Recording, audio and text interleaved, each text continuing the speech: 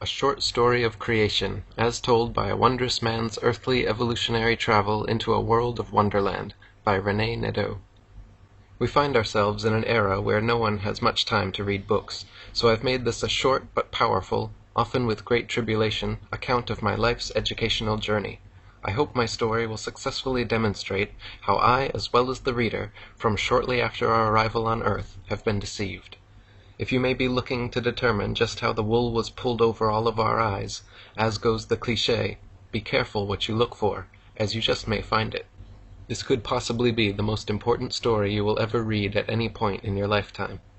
In a world we've been so conditioned to trust and accept, without exception, most, if not all, might believe that this could ever happen to anyone, let alone that it may have unknowingly happened to them. If you decide to begin this ride, I would please ask that you take it all the way to the end. Mind-opening information is inside that your life depends upon, and it's not anything you'd expect. Okay, let's begin this ride into that beautiful sunset on the horizon. Chapter 1. Dreaming in Wonderland. I was tucked into my bed on this warm June night, very relaxed, AC on high, with my feet, as most always, resting on a hot water bottle. Anyone who hasn't tried this is truly missing out. It was pretty much a normal night, but for some reason this night my mind began to wander, reflecting upon what I've learned over my lifetime on Earth, thinking back on just how I had received and processed all that information, attempting to make some sense and purpose of it all as I drifted off into dreamland. As my mind reflected back, I became more relaxed. I recalled that in the beginning, learning, it's theorized, somewhere around 14 billion years ago, the universe was created by a Big Bang event. Apparently, a whole lot of nothing somehow came together, becoming so dense reportedly it could fit on the head of a pin, and with this convergence causing so much pressure or energy that it exploded everything into existence, with a Big Bang creating our ever-expanding and still-evolving universe. There's a TV sitcom called The Big Bang Theory, where I've witnessed a whole lot of nothing coming together, creating this TV program. School educated me that we live on planet Earth, the third planet from the Sun, with Earth's age estimated at 4 billion years old. There's also a TV program sitcom, Third Rock, named for our planet. And that our planet is still forming with its 7 continents continuously shifting on tectonic plates, floating on beds of molten rock, with Earth's core believed to be a huge round ball of molten nickel, with oceans created by giant comets impacting the Earth over billions of years, delivering trillions of gallons of water and filling the seas. From as early as I can recall, I took great interest in all history, especially yearning for answers of just how we all came into being. School educated me that dinosaurs reportedly roamed our planet Earth long ago and were believed to have become extinct about 60 million years ago through some kind of cataclysmic catastrophe, possibly a large asteroid colliding with Earth somewhere near the Gulf of Mexico, drastically changing Earth's environment. The resulting climate change then made way for humans to evolve from small warm-blooded mammals or rodents. That brought about our closest ancestors, estimated to have appeared about 6 million years ago, proceeding to evolve into modern humans 200,000 years ago. I recall in science class learning about Charles Darwin, who wrote a book, at that time a very controversial book, in the 1850s, called Origin of Species, where his studies of nature led him to conclude all life had evolved by way of natural selection, adapting and evolving in order to survive in their ever-changing environments, or else become extinct. Through his theory of evolution, Darwin theorized that humans had evolved possibly from one-celled organisms all the way up the evolutionary ladder, taking millions of years, with primates being our most recent ancestors, slowly evolving, and even still evolving, into who we are today. This evolution theory, combined with the Big Bang theory, was instrumental in my now being led to believe man evolved from primates, with the universe created by some kind of random Big Bang event, creating everything. I was raised Catholic, attending church services with my parents each and every Sunday. I would often make extra efforts to pay attention, but never recall anything making any real sense. Also, in not finding any credibility in the Adam and Eve creation story, I was left in search of answers. In the absence of any better explanation, as time passed, all this information assisted me in forming my understanding of the creation of life, leading me to my core beliefs as a devout atheist. to the point that if anyone even suggested there's a creator or a god, they were believing in fairy tales. In my early youth, I recall always craving to be informed of world events. With very few black and white TV channels broadcasting, our family religiously watched the 6 o'clock network news programs. Newspapers and my favorite magazine, National Geographic, were always at my fingertips. The space race was constantly in the news. I recall oftentimes our news networks would report that we couldn't trust Russia's state-controlled news media, highlighting that USA news reporting was unlike foreign news outlets, being our news media was free, honest, and truthful. We learned to have faith and trust in our free press, always reporting truth, even if and when US test rockets exploded on their launch pads. I have a memory of being in first grade as the teacher wheeled in a huge black and white TV. Having a TV in school was a big deal, not something I'd ever seen in school before. I still recall my teacher explaining to another teacher just how important it was for our class to witness our first astronaut, John Glenn's historic Cape Canaveral live liftoff, intent on orbiting Earth for the very first time. I recall being 8 years old in 1962 watching JFK announce our national goal of landing a man on the moon by the end of the decade. My dad and I would often speculate on just how NASA could accomplish this monumental moon landing feat. By constantly following national nightly news TV programs, we learned ever more details of the plan, including the most important and dangerous NASA outer space capsule dockings. I recall as a child often looking up in awe at the night sky, wondering what was out there, thinking, we can't be alone, there just has to be life on other planets, and wondering what I couldn't see of this vast and ever-expanding universe above me. On to Chapter 2, More Learning. Chapter 2, Living the Dream, More Schooling with Men Walking on the Moon. Looking back, some of our first lessons learned were our ABCs and basic math. Also, in every classroom, there was a globe where we learned geography and the location of continents, that our Earth orbits the sun while tilted, spinning on its axis, allowing for night, day, and our 4 seasons. Like most students, we were seated in rows facing the teacher, instructed not to talk with our neighbor, and to obey all of the rules. Then, to listen very carefully, and hopefully impress our teacher boss seated at the front of the classroom by demonstrating just how smart we were. Sometimes we even earned stickers or gold stars on quizzes and tests, reinforcing our sense of accomplishment. Now, educated and ready for more learning, we were promoted to the next grades. I recall one of my first history lessons. In 1492, Christopher Columbus sailed the ocean blue. With all educated people of that era knowing they lived on a sphere, it was Christopher Columbus's arduous task, prior to leaving on his New World quest, to convince all of his ignorant crew that it was impossible to fall off Earth's edge, because the Earth was indeed round. As they sailed on for weeks not seeing any land, his crew became restless and worried, but before they threw him overboard and sailed back to Spain, land was spotted. Columbus, believing he'd found India, referred to the natives as Indians. This New World discovery earned him the honor of a holiday, Columbus Day. Fast forward 477 years, man takes his first steps on the moon. The way I recall it, at age 15, presumably the most watched TV program of that era, nearly everyone alive viewed black and white video beamed back live from 287,000 miles. I recall exactly where I was sitting with my dad in utter amazement. Also, now far enough from planet Earth, we were shown an image of our home floating in space as a perfectly round blue sphere laced in white swirling clouds, an absolutely unbelievable epic sight. On subsequent missions, astronauts even hit a golf ball and drove a lunar rover wildly over the moonscape, leaving me with a sense of wonderment, believing anything was now possible. Fast forward again, this time 48 years, to 2016. Much has changed and progressed. I had never in my wildest dreams ever doubted the authenticity of the moon landings. After all, I'd watched them live on TV network news broadcast programs. What often got me thinking was what I hadn't seen. After reportedly having men travel an unbelievable 287,000 miles, apparently with far less computer power than you and I hold in our hands today, even with our vastly improved technology, we still hadn't been back to the moon. Manned space travel had not progressed, but in fact had regressed to reportedly an international space station a mere 200 miles high up in Earth's orbit. So after nearly 50 years, man was staying ever closer to Earth, not exploring outer space as you'd reasonably expect progress would dictate. With these moon missions vital to my core foundational beliefs, from Earth to the entire universe, I just wanted the simple truth. Did we in fact go to and land on the moon? True or false? I so wanted it to be true. I finally took the time to extensively research the topic. Though there's considerably more evidence for this story, I've included the following. NASA needs us to believe that all the moon missions traveled safely through deadly Van Allen radiation belts unscathed.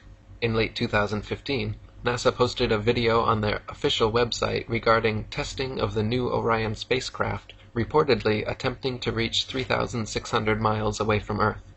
The NASA engineer went on to surprisingly and proudly explain that this test flight would travel higher up into space than we have ever been before, with Orion's shielding being put to the test to protect delicate electronics and guidance systems, and, more importantly, stressing, before they send humans this far up into space.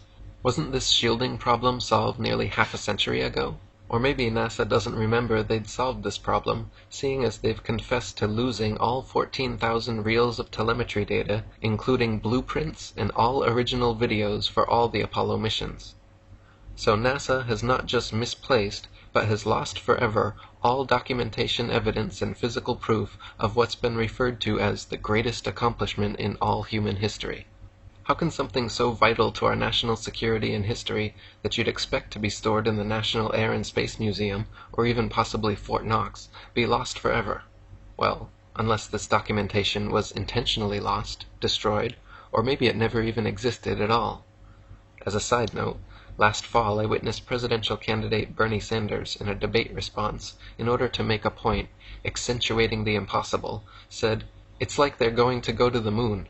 It just ain't going to happen."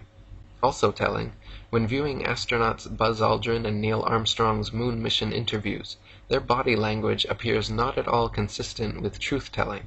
I'm no expert, but I believe I've developed a good feel to know if someone is telling the truth.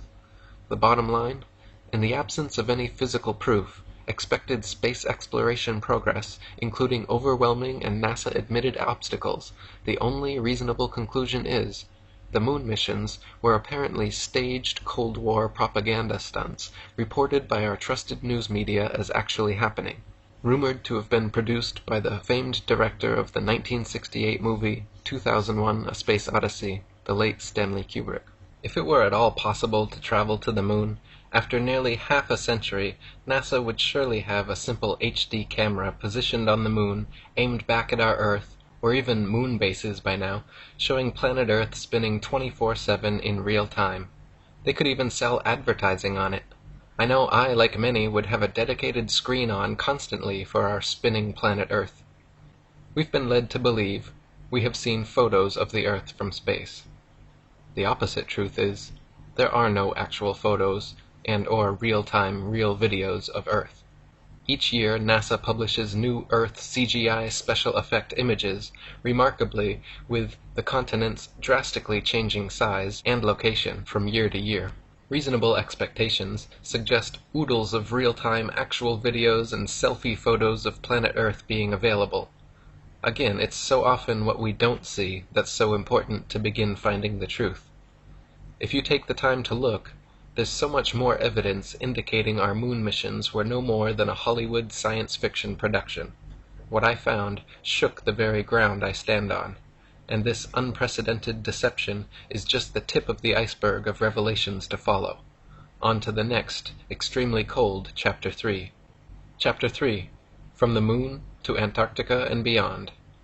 So, now feeling disillusioned and betrayed in discovering our moon missions were all staged but shown live on TV network news programs as actually happening, I began to wonder what else might need to be looked at more closely. Knowing very little about Antarctica, I decided to research it.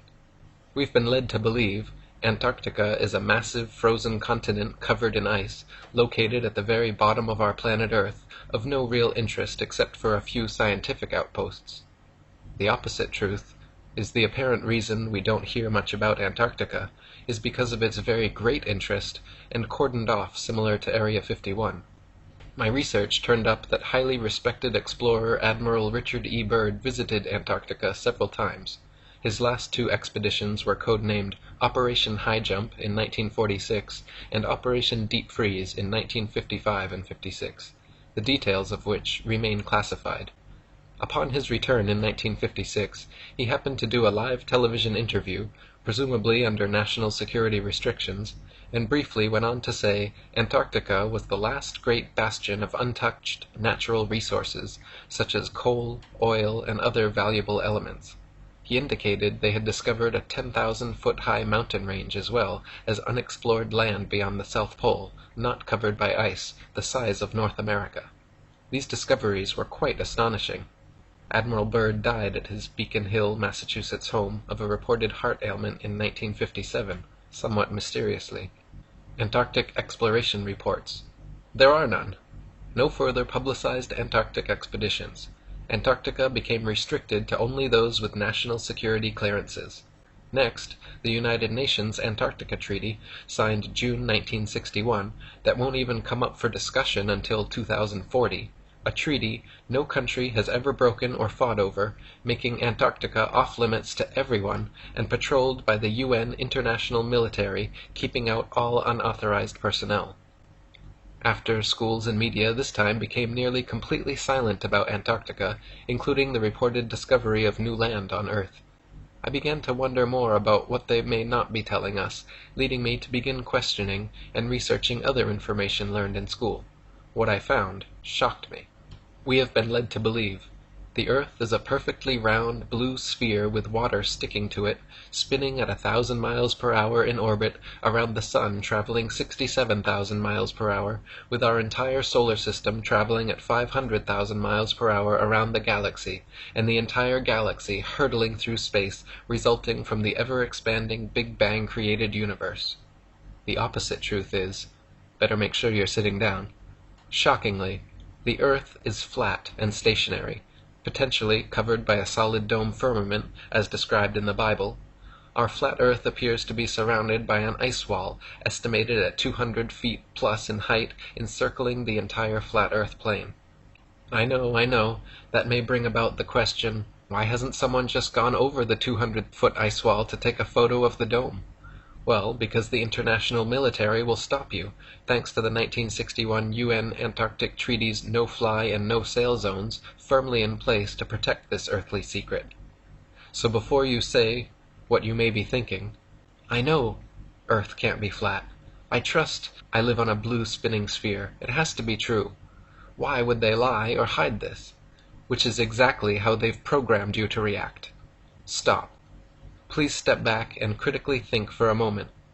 The question isn't, why would they lie? The question is, why would they tell us the truth?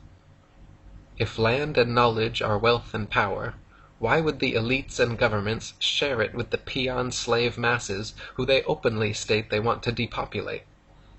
One of the hardest, if not the hardest, psychological undertakings anyone will ever attempt in their lifetime is to have an open enough mind to consider new information contrary to their unquestionable beliefs.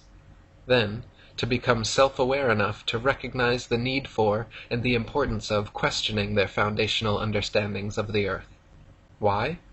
Because this foundational lie is locked into our psyches at the onset of our instinctual childhood thirst for information.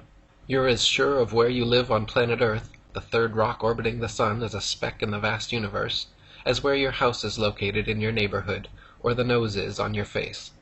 Now in your mind, like I once believed, there's no need to question it. With schools educating us that the Earth is beyond any doubt a spinning blue sphere as determined by geniuses over 500 years ago, along with Christopher Columbus proving Earth as round. Yes, Earth is thought to be round, but round like a dinner plate, with a 200-foot-high ice wall holding in the oceans. In essence, we have all unknowingly been made members of a worldwide fundamentalist cult religion, our minds controlled since near birth by the high priests within NASA and media. We are educated into believing this is an unquestionably true fact, more than just about any other fact of life, that our Earth is absolutely, positively a spinning round globe, and, trained also to know that anyone questioning this unquestionable truth is a total fool for dismissing the obvious. We've been led to believe when someone breaks with the program they're often referred to as a conspiracy theorist, a code word for those under mind control, triggering the discrediting of anything and everything the person, now a nut job in your mind, may question, suggest, and or uncover that goes against the official programming and story provided by the system. The opposite truth is, we have all been lied to. Please, just for a moment, attempt to put aside all of what you believe you know about Earth. Just for starters, ask yourself these two questions. What proof do I really have that I live on a ball-shaped spinning planet Earth? According to NASA, Earth is spinning at 1,000 miles per hour while traveling 67,000 miles per hour, the speed of a bullet, in orbit around the Sun, and hurling through space at 500,000 miles per hour, all from the Big Bang. Rely upon your senses. NASA tells us we are spinning, but our experience is we feel no movement at all. Do you know when you're spinning or moving? 2. Again, why isn't there a simple HD camera positioned on the moon showing a selfie of planet Earth spinning in real time for all to see after nearly 50 years? Ask your congressman to answer, as God is his or her witness, if we truly went to the moon. See if you get that deer-in-the-headlights look. And why in 2016 there's no HD camera on the moon aimed back at planet Earth. We reportedly have a rover on Mars with a camera sending pictures back to Earth daily of the Mars landscape, when even NASA admits they can't go safely higher than 400 miles into space. I guess we landed on the moon and have this rover on Mars by magic. Also, Earth is reportedly covered by 70% water, always finding its lowest point. There's a reason why the ocean is called sea level and not sea curvature. Imagine yourself on a cruise ship, sailing up and down huge hills of water in the middle of the ocean. Imagine a hump of water, hundreds of miles high, between Hawaii and LA. Imagine people in Australia standing upside down in the rain. Imagine rivers flowing uphill. Check out the sun as it heats the tops of the clouds, or when sunbeams shine through them. Does the sun really appear and feel 93 million miles away? Have you ever seen the curvature? I know how hard this is because I once believed and fully trusted I was educated. I had no reason not to believe the earthly facts I was taught by the system were anything but true. I know for sure at one time in my life I'd surely have chuckled at any suggestion by anyone that Earth was anything but what you and I were programmed to believe as children. Another thought you may have is, what good does it do to me to know that the Earth is flat and not a spinning ball? If you keep reading, you'll find out just how extremely important it is for you to know where you live, and why this secret is so important that it remains a secret. On to Chapter 4, My Mental Illness Identified. Chapter 4, Global Mental Illness. I've recently and proudly been able to self-diagnose one of my mental illnesses, and I'm happy to report with self-therapy I'm on my way to a full recovery. Flat versus spherical Earth, I believe, is a form of widespread global mental illness, contributing to declines in everyone's overall health. As an ordinary, critical-thinking human being, I have come to the conclusion that this mental illness should be identified as Round Earth Taut Anal Retention Disorder Syndrome, or simply retards, as determined by evidence that retarded my own eyes, preventing me from seeing the plain truth on the horizon, victimized by indoctrination experiences that all student inmates have been subjected to.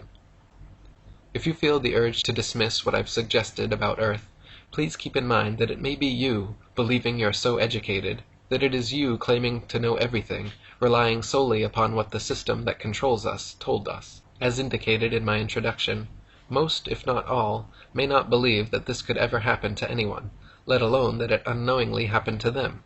But it surely did. It happened to all of us. You may be shaking your head, thinking that I must have lost my mind. The opposite truth is, I've recently recovered my mind, after unknowingly suffering for decades from full-blown retards, after putting trust back into my own senses and remaining critical thinking skills. Symptoms of full-blown retards may include dumbed-down, indoctrinated consumer debt slave, brainwashed, defending the very system of lies embedded in their minds since near birth that enslaves them, programmed to blindly trust all facts reported from a presumed trusted source as unquestionable truth, conditioned to ignore new information suggested by anyone that goes against their programming, even to go so far as ridiculing and ostracizing them. So comfortable and trusting of the system, they are unable to see any reason to seek out the truth about Earth. The bottom line? The retards in recovery is recovering from believing in fairy tales, much akin to a child in denial after finding out their parents were lying about Santa Claus. These early and formative years are crucial stages in understanding just how the world works. But now the child is forced to face the reality that their trusted parents lied to them. It's very traumatic, and not easy at any age when needing to reconsider a once believed undeniable foundational fact. I recall being in the first and second grades, witnessing children arguing about Santa Claus being real. The children who knew the truth would most always fail to convince others how they were being lied to. The children remaining unconvinced, dependent upon their parents for truth, with unwavering parental trust, would defend their parents and would no way believe those explaining to them their discovery that Santa was fake. Most children, I suspect, when first realizing the truth, were resistant to accepting that they were being lied to by their trusted parents, thinking, why would they lie? You may even recall similar childhood experiences in regards to Santa deceptions. Sadly, the vast majority continuing to suffer from full-blown retards are programmed so completely that they will refuse to even consider attempting to prove to themselves that Earth is truly a round spinning ball, remaining in disbelief as to why schools and media would ever lie to everyone about Earth. Well, for some of the same reasons your parents did regarding Santa, as a means of behavioral mind control, including other irrational motives, with a lie being a lie, no matter what the motive or how good intentioned. It's not your fault, as we've all been subjected to many widespread successful psyops in history. On to Chapter 5. Schools Double Down. Chapter 5. Schools double down on destruction of the nuclear family. Education is not education, but indoctrination, that has been so artfully administered from near birth to nearly everyone. We are then kept distracted, trusting and dependent, so that in essence we are all bowing down to worship big government and corporations as our God and Savior. Our free public education school system creates an illusion of caring about your children's health and well-being, but in essence continues working towards dismantling the family dynamic.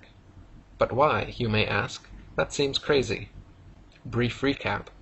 Once everyone is believing we live on a spinning ball shooting through space at near lightning speeds, next is to teach children their existence is a result of a random Big Bang accident, created from nothing into something, and by sheer luck over millions of years to evolve into a chimp who one day came down from an African tree, learned to walk upright, made tools, lived in caves, then after more evolutionary changes and social tribulation, led us to our human civilization of today.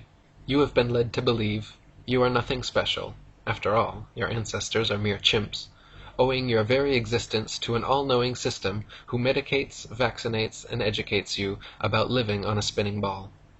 The opposite truth is, Earth is of intelligent design, with each and every human an incredibly valuable creation living on a flat Earth plane. Human beings are absorbers of information that becomes a part of us. There's an ancient spiritual truth called samsara, where it's believed that everything you hear, think, say, or do is also stored in your heart, becoming part of your internal makeup. When attending schools, watching TV and movies, videos and internet, you are absorbing that data into your internal system, similar to a computer hard drive, with everything entering into your heart, especially young children, who are in even more of an absorbing mode, learning what it's like to be a human being. The school system is installing another virus, mental illness, onto your children's hearts. You have been led to believe we are no longer just males and females, but now gender fluid.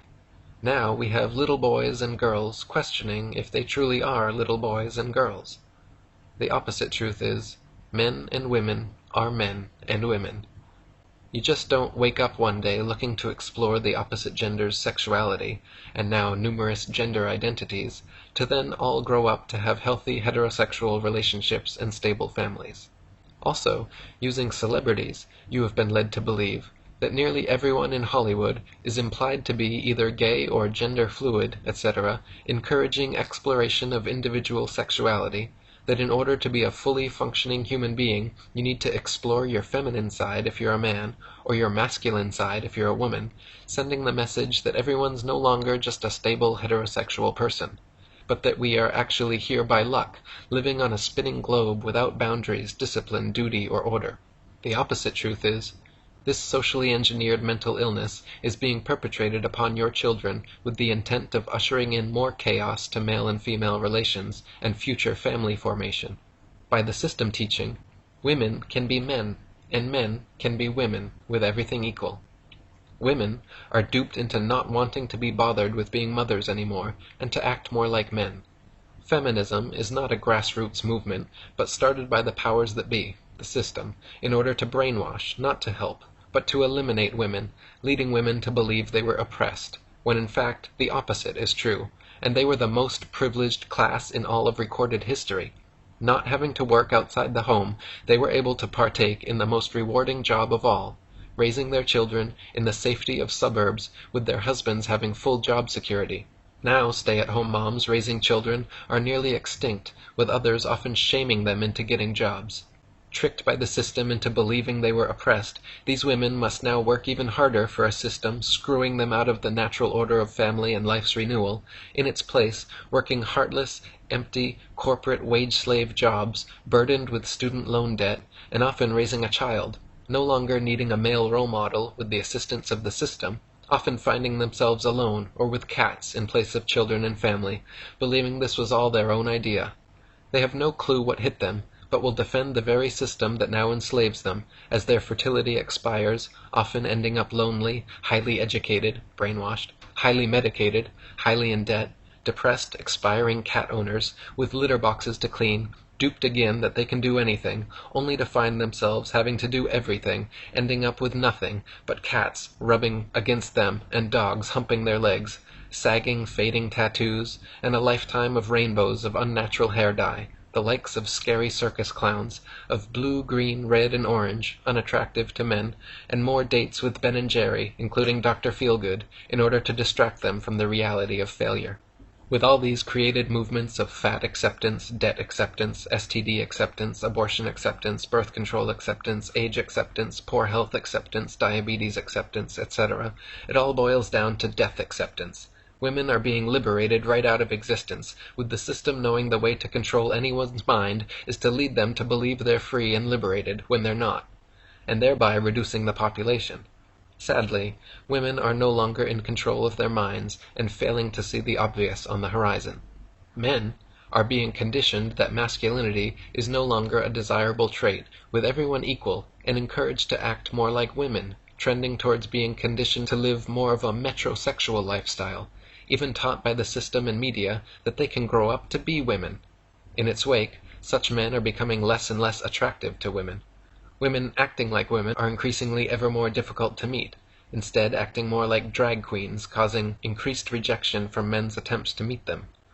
This, along with most of the good-paying manufacturing jobs gone forever that gave men agency, has caused men's instinctual drive to provide and protect to greatly diminish, and for them to no longer have resources and/or status to attract a woman.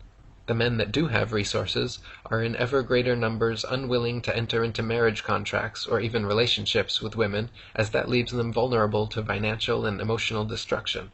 Women are also in ever greater numbers becoming no longer attractive to men. The fat acceptance movement has tricked women that poor health, tattoos, and circus clown appearances is the new sexy, and that it's all men's fault in not finding them attractive. It has been insanely vocalized in media that men should love every inch of an obese woman's unhealthy body. This would be like having a male bum sitting on a street corner holding a sign up attempting to attract women saying, "You should love me for every penny I have." Marriage has been made unsafe ground and a recipe for total financial and emotional destruction. No-fault divorce laws have given preference to women in a life's contract, including family courts are most always in favor of women, while enriching lawyers and judges, where on a whim a woman can toss a man out of his own house, have his children taken away, and then be forced to pay child support. Men are conditioned that relationships with women are now to be avoided, with movements encouraging them to just go their own way, the ones that do choose to swim with the sharks, practicing catch and release. Many men now never leave home, watching internet porn and playing video games in their parents' basements. Family life is put on hold or never happens, leading to failure to be able to pair bond with women to produce the next generation. This leads to death and failure as a result of both men and women being unable to see the obvious on the horizon. The system is hell-bent on destroying the nuclear family. Increasingly exerting ever more control over a population they intend to greatly reduce by controlling their minds, dividing and conquering us in ways we never saw coming and we still don't see happening. The U.S. population continues steadily falling below replacement levels, with fertility rates at all-time lows and single mothers giving birth to 40% of all babies born. Do you hear the system ringing any alarm bells to promote increased birth rates and marriages? No, but you may hear champagne bottles popping in the elite circles, celebrating success of peons unknowingly educated, brainwashed, right out of existence. Check the falling fertility rates for yourselves. Better yet, look around you. How many of your children, versions of you, do you see? Any? The intended result? Make men and women less and less attracted to each other. Accelerate the total destruction of two-parent nuclear families' godlike ability to create and nurture new life and healthy family values by example. Socially engineer away a mother's job of teaching children how to love and a father's job of teaching them how to become adults. It is being dismantled in front of our eyes by a system molding children's thoughts and beliefs with insanely confusing messages and foundational lies. On to Chapter 6. Schools making us ill. Chapter 6. Schools promote a lifetime of debt, making us ill, and more. Schools are often criticized for their inadequacies, but on the contrary, schools have achieved remarkable success.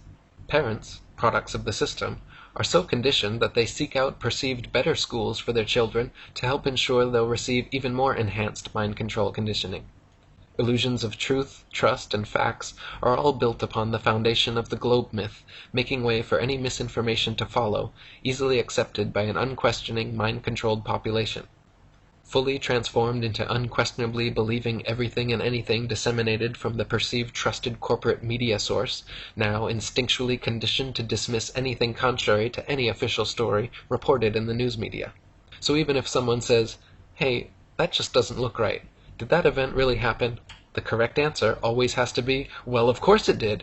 We saw that reported on a TV news program. What's the matter with you anyway? You moron. Get with the program." Trusting in the system, students are also taught to eagerly go deeply into student loan debt, in bondage for decades, for what they perceive as vital higher education, all in the absence of any guarantee of finding well-paying jobs, oftentimes ending up deeply in debt, working at low-wage jobs as feudal slaves. Now, with even fewer resources to start families and have children. The consumerism slave graduate learned, like it? You don't just want it, you need it. Go ahead, buy it. Buy it now. Can't afford it? Here's your credit line. Enjoy yourself. Life is short. Have fun. You are all that's important. Now, after being proficiently programmed on how to be a good member of our consumer society, students are led to also believing pharmaceutical medications are the answer to just about anything and everything. Don't worry, if material goods don't make you happy, there's a pill for that. Eat, drink, and be merry. We have a number of pills for that, and some insulin as well. Can't find a job paying a living wage, or a husband or wife? We have pills for that. Can't get it up? Man, do we have pills for that. Again, don't worry. You no longer need or want the responsibility and burden of having and raising a family. Explore your sexuality. Today a man, tomorrow a woman, next day maybe both. Gender is just a social construct. Choose the public restroom that fits your mindset for today. You only live once. Live for your enjoyment. Take selfies all day. It's all about you. We'll take care of you when you get sick and old. No need for an extended family or any family at all.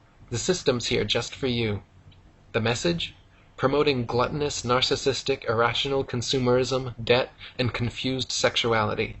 Led to believe, to be happy is to be distracted, medicated, and surrounded with material goods, to neither care nor realize you've been rendered a mindless slave. The opposite truth is, now rendered too distracted to even think about the absolute most important, challenging, and fulfilling part of life, creating and nurturing new life back to the earth, your success, your legacy. Result? Any children that happen to be born are destined to become even more controlled by the system. The population continues falling, unknowingly placed under a spell of free public education and media, no longer in control of their own minds, Unable to see the obvious, they've eliminated you forever by controlling your mind and the minds of your children. They've made it all about you, and it all ends with you. Chapter 6.1 Our Economy Today as We Age. Since we manufacture very little here in the USA anymore, something needs to drive our economy. It might as well be health care for ailments resulting from consuming poor and/or GMO diets and who knows what else.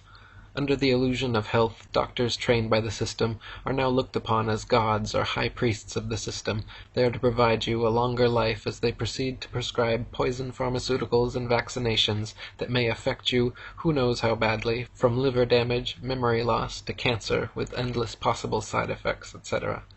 Meanwhile, the food industry, encouraging mass consumption resulting in obesity and being hooked on food that destroys your body's ability to make insulin only to end up with diabetes, knowing the inevitable pharmaceutical gods, mouths are watering, set up to care for all those brainwashed consumers who won't be able to live without them. Similar to a corner drug dealer of the past, there to sell you what you can now no longer live without.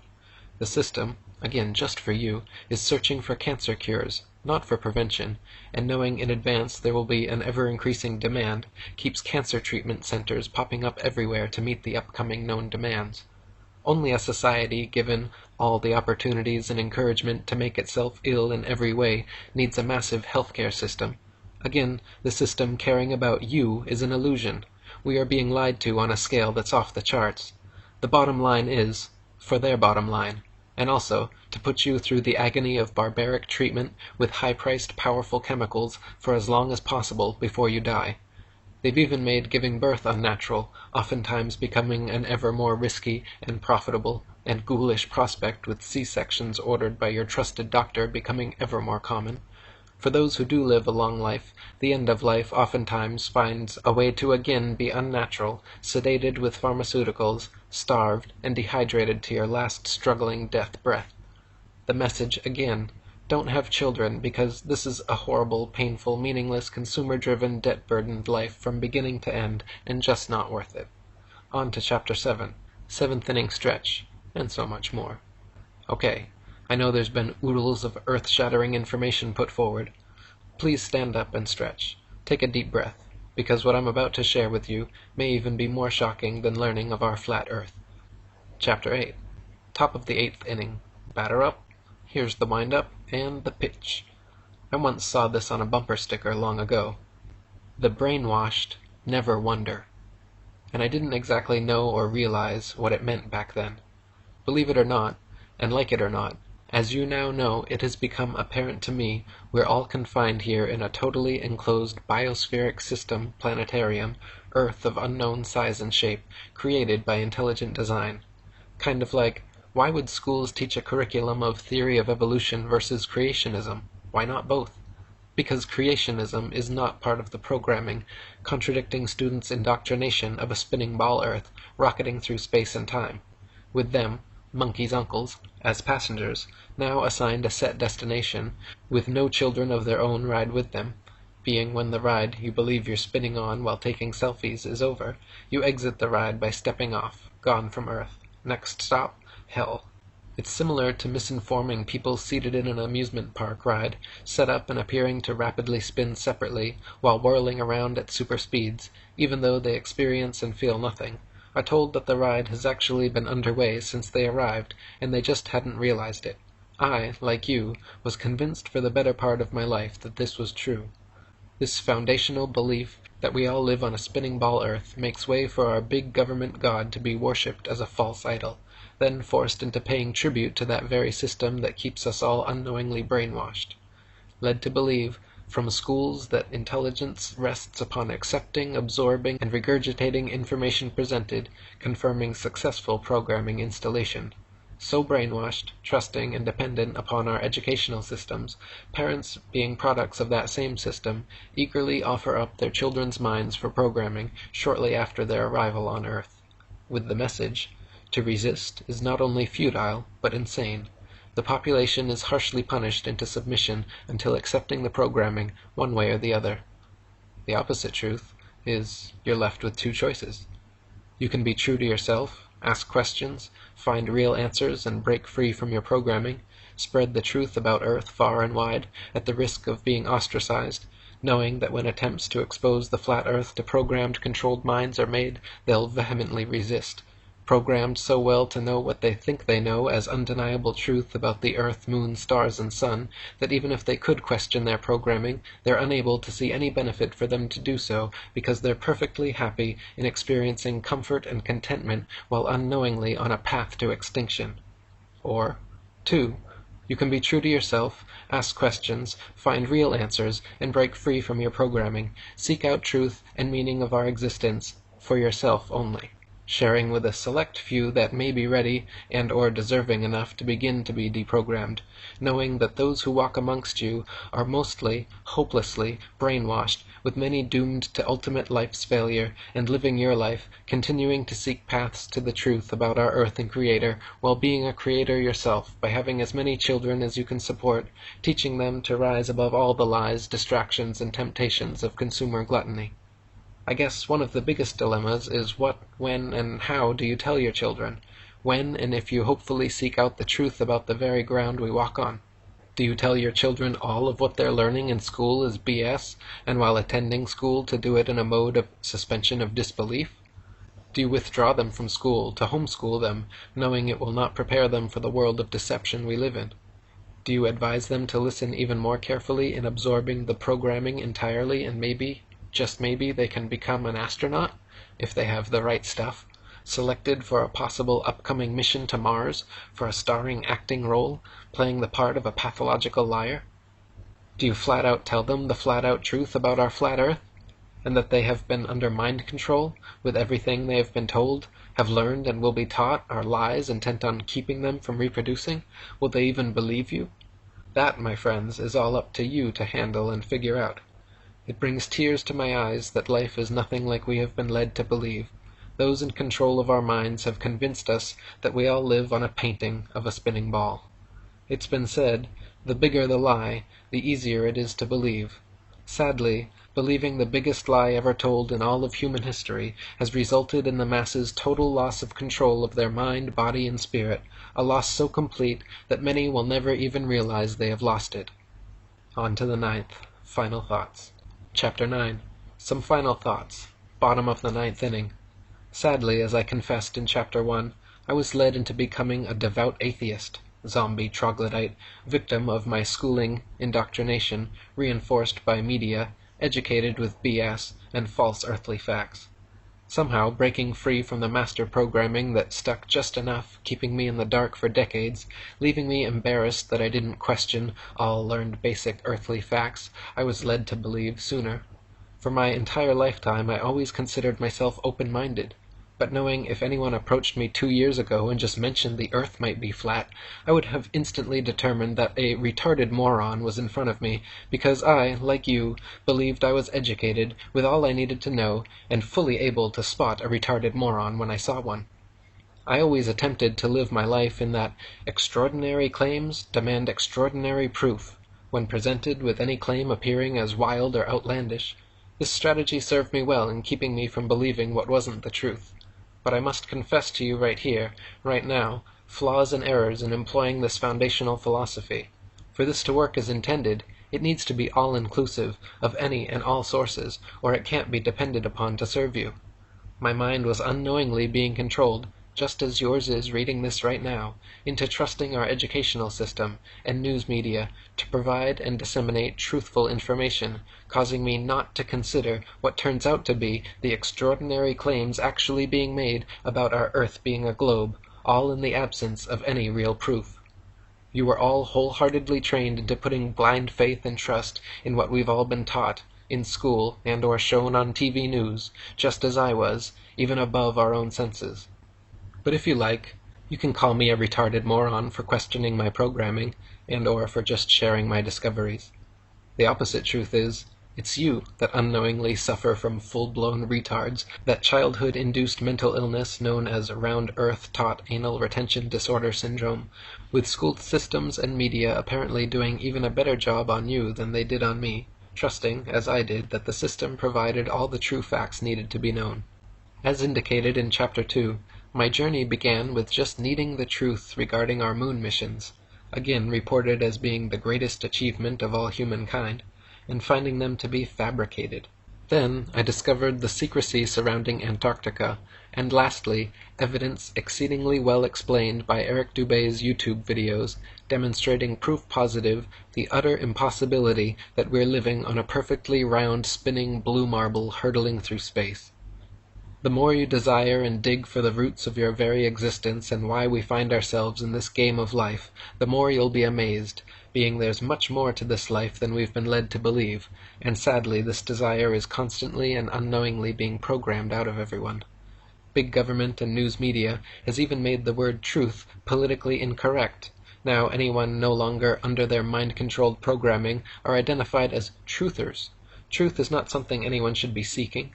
As in, get with the program, you moron. Only a moron would question the program's honesty and integrity. There's a notable quote in George Orwell's book 1984. In a time of universal deceit, telling the truth becomes a revolutionary act. Governments have no fear and no reason to fear any mass awakening due to their overwhelming programming successes. With generations of programming so hardwired, even if a prominent government official happened to appear on live TV announcing the Earth as being truly flat, overwhelmingly the masses would unquestionably know this retarded moron had lost his freaking mind.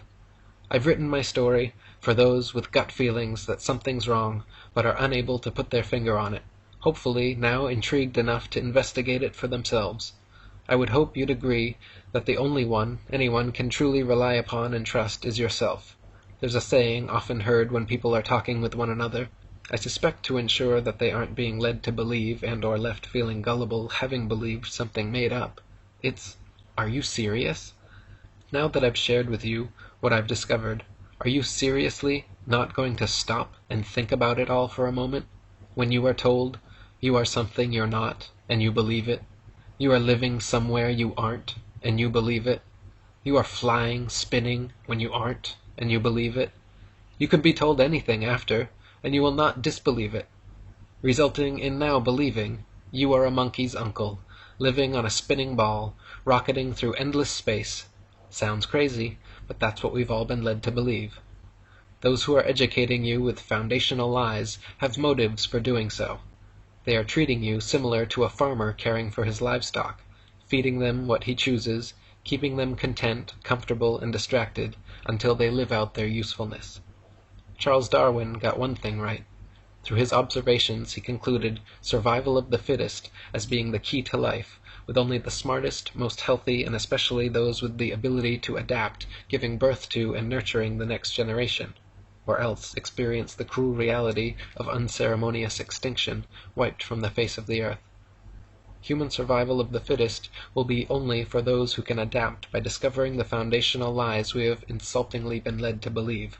First by realizing they are being lied to, then the hows and whys, then adapting and taking steps to begin recovery, in coming to realize that we are of intelligent design, with true success measured by the unity of a strong family with as many children as you can care for. Wait a second. I think I just woke up. Nope, maybe not. Am I dream writing? Still dreaming? Did I just say the Earth is flat? Or is it round? It just has to be. Did we land on the moon? Is Antarctica a continent? Maybe. So tired. Groggy. Just my head is spinning, but I'm not. Getting comfortable again on my side. Feet back on my hot water bottle.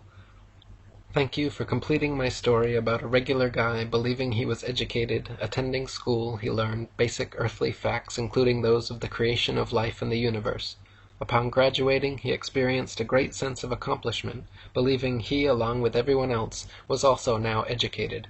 Only as a result of a dream did he later come to realize he truly knew nearly nothing about most everything. He had trusted that our news media would keep everyone honestly informed with real news and other important information, but as time passed, found the opposite had taken place, with countless presumed actual news reports being staged government propaganda, later to end up in history textbooks as actually happening.